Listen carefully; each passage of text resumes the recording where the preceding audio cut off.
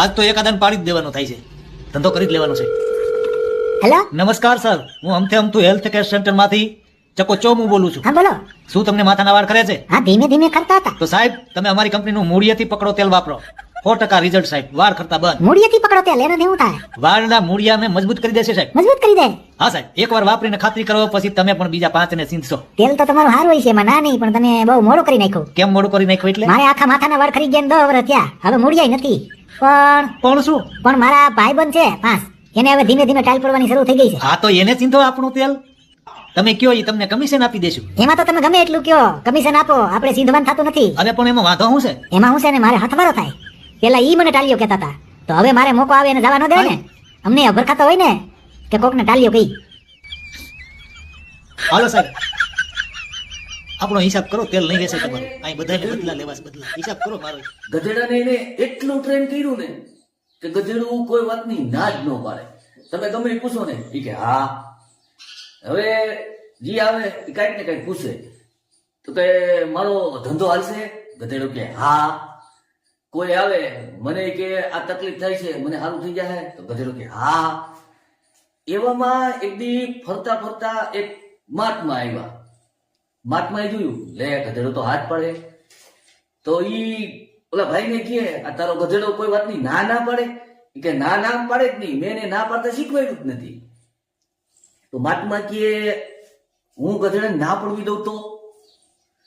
અરે કે ના પાડે જ નહીં, અને ના પડવી દો તો તમને 20,000 રૂપિયા ઇનામ આપું. મહાત્મા કે કાંઈ વાંધો નહીં.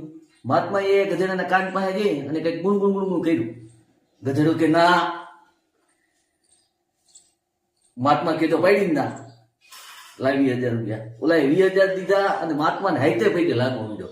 ઈ કે મહાત્માજી બધું ઠીક છે, પણ તમે આને કાનમાં કીધું હું ઈ મને કયો. મહાત્મા કહે, મેં એને કાનમાં કીધું લગ્ન કરવા છે.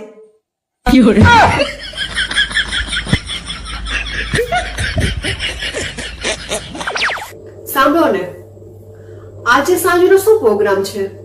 બસ રાબેતા મુજબ જીવ અને પ્રભુનો એકાકાર કરી મતલબી માયાજાળથી લુપ્ત થઈને કડવા ઘૂંટડા ઉતરતા ઉતરતા નિજ મંદિરમાં ડૂબકી મારીને આત્મખોજ કરવા માટે નિજાનંદમાં ખોવાઈ જવું છે.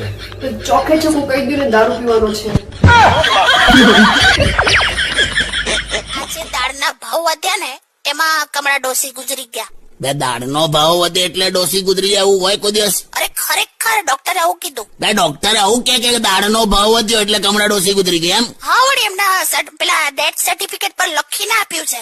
હું લખ્યું છે? આવું દાળનો ભાવ વધ્યો એટલે ગુજરી ગયા એમ? તે હોતું હશે. અરે ખરેખર હું લખ્યું છે એક્ઝેક્ટ? એટલે ડેથ સર્ટિફિકેટમાં એવું લખ્યું છે કે death due to high pulse rate. Death due to high pulse rate? હા. બે તું એ પલ્સ એટલે દાળ જ થઈ ને. બે પલ્સ નહીં લે હવે તું. Death due to high pulse rate એટલે ધબકારા વધારે હતા એમ? પલ્સ એટલે દાળ થાય ને. આ એ અલગ પલ્સ યાર. તું વખત મેં યાર કોઈ દાળના ભાવના લીધે મરી જાય? ધબકારા વધી ગયા એટલે થયું. આનું શું કરું લા? કાકી આ બધા આવું કહેતી નહીં કોઈને. એટલે એકચ્યુઅલી હું ખોટી છું. સાવ ખોટી છે.